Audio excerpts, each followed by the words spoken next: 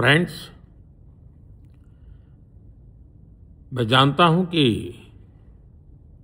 Paper leak ये कोई मामूली विषय नहीं है। लाखों विद्यार्थी और उनके अभिभावकों के लिए बहुत ही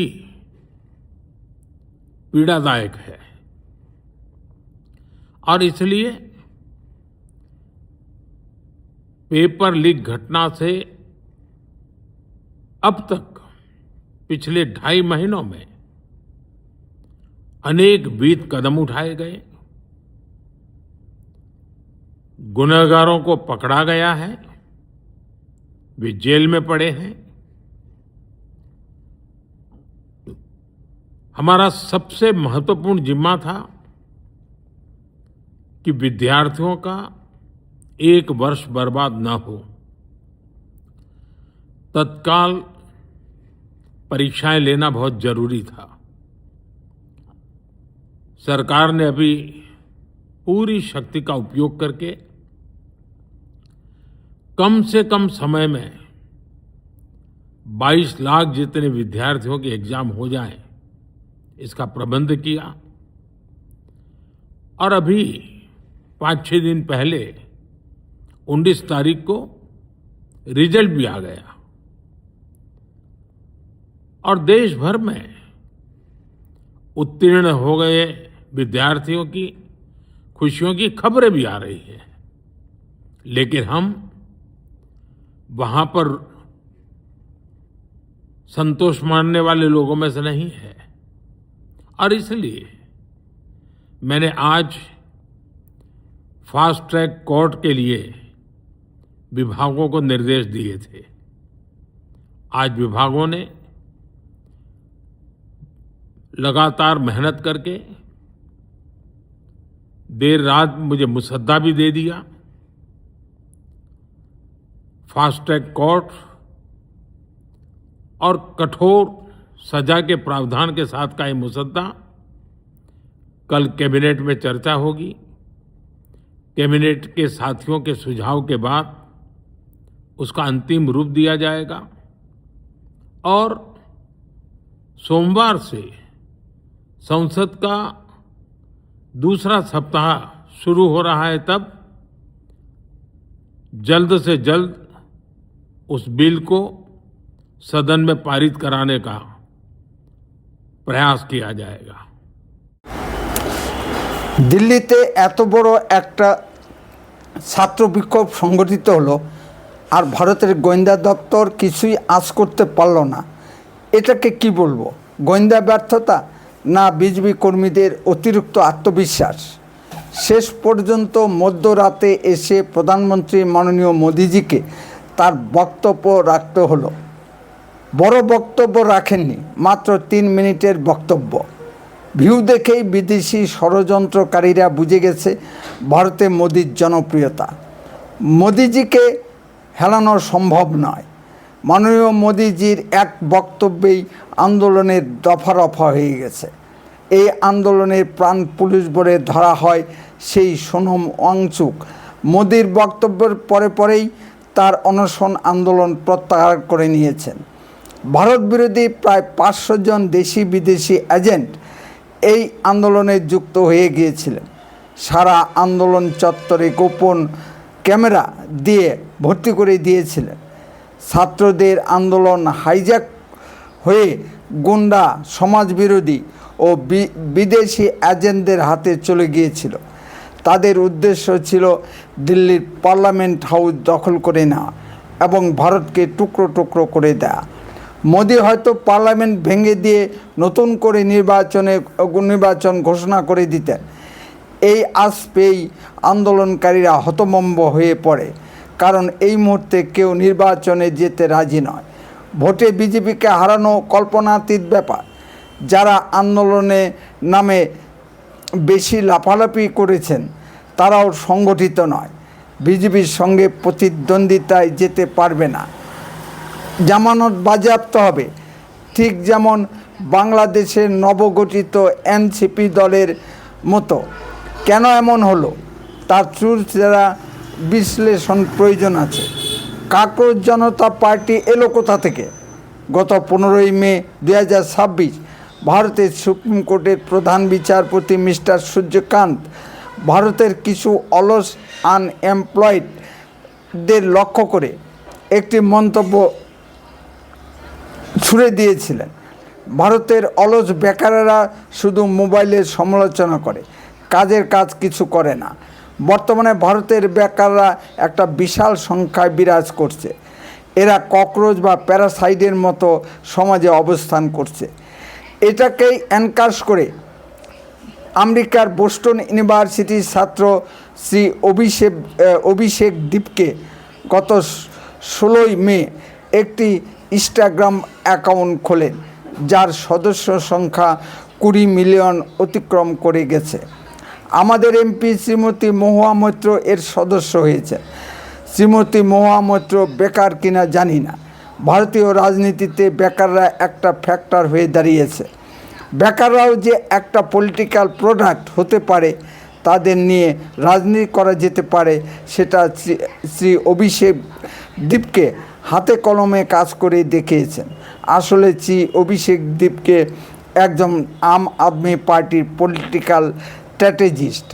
পিছনে আছে ধ্রুব রাঠের মতো একজন সোশ্যাল ইনফ্লুয়েঞ্জার। ধ্রুব রাঠে 24 ভারতের লোকসভা নির্বাচনে বিশাল প্রচারণা চালিয়েছিলেন মোদির বিরুদ্ধে এবং আংশিক সাফল্য পান। বিজেপিকে চূড়ান্ত সাফল্য থেকে দূরে রাখতে সফল হন। ধ্রুব রাঠে দিল্লিতে সফল হননি, কিন্তু পাঞ্জাবে সফল হয়েছেন। আমেরিকার গুপ্তচর সংস্থা CIA হাতের কাছে পেয়ে যান শ্রী অভিষেক দীপকে। ভারতে অশান্তি পাকানো এবং ডিপ স্টেটের পরিকল্পনাকে কাজে লাগাতে টাকার থলি নিয়ে অভিষেক দীপকের পিছনে দাঁড়িয়ে যান। 24 বাংলাদেশের হাসিনাকে তাড়াতে ছাত্রদের উস্কিয়ে দেওয়া হয়েছিল CIA। সেদিন কোটি কোটি ডলার নিয়ে ছাত্রদের পিছন দাঁড়িয়েছিল। তাই দেখা যায় হঠাৎ করেই বাংলাদেশের ছাত্র নেতারা আঙুর ফুলে কলা গাছ হয়েছিল। এখন ছাত্র নেতারা CIA-এর কাছ থেকে কে কত ডলার পেয়েছিল তার কিছু কিছু তথ্য বেরিয়ে আসছে। আমাদের দেশেও অভিষেক দীপকেরা CIA-এর কাছ থেকে কত ডলার কামিয়েছেন তার তথ্য বেরিয়ে আসবে। ককরোচ জনতা পার্টির কেন্দ্রীয় কোনো অফিস নেই শ্রী অভিষেক দীপকে আন্দোলনে নেতৃত্ব দেওয়ার জন্য আমেরিকা থেকে উড়িয়ে আনা হয়েছে। বিজেপি ভারতের একটি বৃহত্তম রাজনৈতিক দল। তার পিছন থেকে সাপোর্ট করছে সংঘ পরিবার। সকলের চোখে ধোলা দিয়ে কিভাবে এই আন্দোলন সংগঠিত হলো? দীর্ঘদিন ধরে একটা দল ক্ষমতায় থাকলে তার প্রতি মানুষের একটা স্বাভাবিক ক্ষোভ বিক্ষোভ সৃষ্টি হয়, অর্থাৎ একটা ইনকামবেন্সি ফ্যাক্টর কাজ করে। বিজেপির ক্ষেত্রেও কি তাই হয়েছে? নমস্কার, আপনারা শুনছেন উত্তরের কণ্ঠ থেকে আমি শ্রী প্রভাত বসাক, তুফানগঞ্জ, কোচবিহার। ছাত্র বিক্ষোভ শুরু হয়েছিল নিট পরীক্ষার পেপার লিককে কেন্দ্র করে। শুধু ছাত্ররাই এই আন্দোলনে যুক্ত হয়েছিল, অভিভাবকগণ সমর্থন করেছিল, কিন্তু প্রথমে এই আন্দোলনে যোগ দেননি। প্রথম কোনো রাজনৈতিক দল যুক্ত হয়নি। এর ব্যাপকতা লক্ষ্য করে অভিভাবকরাও এই আন্দোলনে যোগ দেয়। বিভিন্ন পরীক্ষায় পেপার লিক ভারতবর্ষের একটা মোদ্দা ইস্যু হয়ে দাঁড়িয়েছে। কোনো শাস্তি এদের দমাতে পারছে না। কেন্দ্রকে কঠিনতর আইনের কথা ভাবতে হচ্ছে। ছেলেমেয়েদের ভবিষ্যৎ নিয়ে ছিনিমিনি খেলা কখনোই বরদাস্ত করা যায় না। 5-10 বছরের জেল হাজত নয়, ক্যাপিটাল পানিশমেন্টই এদের একমাত্র প্রাপ্য। বিদেশি ষড়যন্ত্রকারীরা চেয়েছিল লাশ, কিন্তু মোদিজি অত্যন্ত সংযত থেকে শুধু পুলিশ দিয়ে আন্দোলনকে প্রতিহত করেছেন। লাশ পড়তে দেননি। পুলিশ মার খেয়েছে। আন্দোলনকারীদের সব দাবি মেনে নিয়েছেন। আস্তে আস্তে সব বিজেপি বিরোধী রাজনৈতিক দলগুলো যুক্ত হতে দেখা যায়। যেহেতু বিজেপি বিরোধী রাজনৈতিক আন্দোলন, খুব স্বাভাবিকভাবেই কিছু উগ্রপন্থী মুসলিম জেহাদি সংগঠন ও খালিস্তানপন্থী শিখ সংগঠন যুক্ত হয়ে গেছে। পৃথিবীর অন্য কোনো দেশ থেকে এর অপারেশন শুরু হয়। ভারতের গোয়েন্দা বিভাগ জানতে পারল না, কিন্তু আমেরিকার দিল্লিস্থিত দূতাবাস জেনে গেল হরিয়ানা পাঞ্জাবের কৃষকরা এই আন্দোলনে যোগ দিচ্ছে। তাহলে বোঝাই যাচ্ছে কোথা থেকে এর অপারেশন হচ্ছে। ভারতের বিজেপি সরকার ও প্রধানমন্ত্রী মাননীয় মোদিজির উপর সর্বশক্তিমান আমেরিকা খুশি নয়। আমেরিকার নিষেধাজ্ঞা সত্ত্বেও ইরান ও রাশিয়ার সঙ্গে তেল বাণিজ্য করবে ভারত, এটা কাহাতক মেনে নিতে পারে আমেরিকা।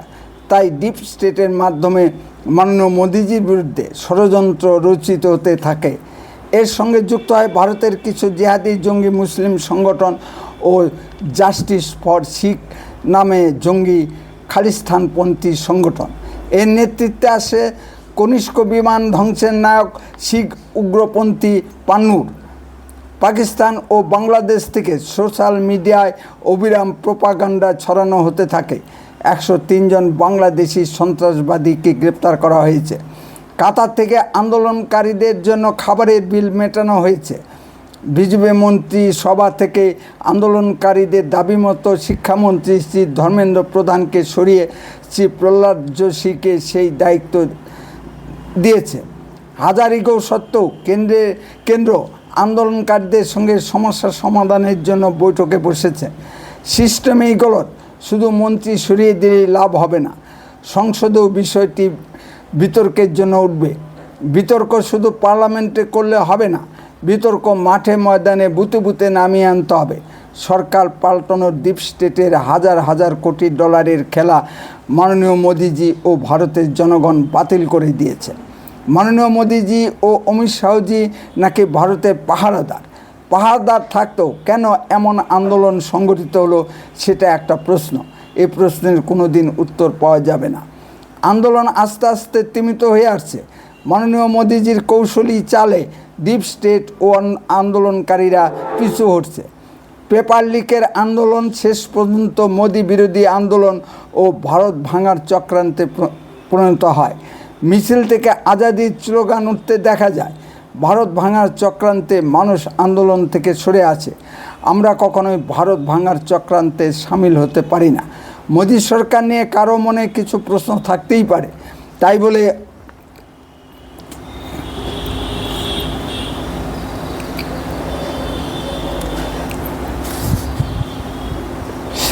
বলে ভারত ভাঙার চক্রান্ত কখনো বরদাস্ত নয়। এটা তাদের গণতান্ত্রিক অধিকার। বিদেশ থেকে কোটি কোটি ডলার ও বিদেশি এজেন্টদের তৎপরতা দেখা যায়। এই হিসাবে বাংলাদেশের রাজধানী ঢাকাস্থিত মার্কিন দূতাবাসে কর্মতৎপরতা দেখা যায়। মনে হয় মেন অপারেশনটা ঢাকা থেকেই করা হয়েছে। কিছু লোক ভারত ভাঙার চক্রান্ত রচনা করবে আর আমরা হাত গুটিয়ে বসে থাকবো, এটা হতে পারে না। এখনই বিজেপিকে পথে নামা উচিত। জনসচেতনতা গড়ে তোলা দরকার। ডিপ স্টেট শ্রীলঙ্কা, বাংলাদেশ ও নেপালে সরকার পাল্টাতে সমস্ত হলেও ভারতের ক্ষেত্রে ব্যর্থ। এর মূল কারণই হলো মাননীয় মোদিজির মতো সুযোগ্য নেতৃত্ব ও সাহস। সমাজের মধ্য থেকে একটি সংগঠন নীরবে কাজ করে চলছে গত 100 বছর ধরে। সুতরাং ভারত ভাঙার কাজ সহজ হবে না। সমাজ যদি শক্তিশালী হয় তবে বিদেশি চক্রান্তকারীরা পিছু হটবেই। আরএসএসের প্রতিষ্ঠাতা ডক্টর হেডগেওয়ার এই সত্যটি উপলব্ধি করেছিলেন। গত 800 বছর ধরে বৈদেশিক আক্রমণের মূল কারণই ছিল সমাজের অনৈক্য। শক্তিশালী হিন্দু সমাজের সামনে পৃথিবীর কোনো শক্তি দাঁড়াতে পারবে না। যদি আপনাদের কিছু বলার থাকে কমেন্টে বলুন। আর লক্ষ্য রাখুন উত্তরে কণ্ঠের পর্দায়। চ্যানেলটিকে সাবস্ক্রাইব করে পাশে থাকুন। বন্দে মাতরম। ভারত মাতা কি জয়।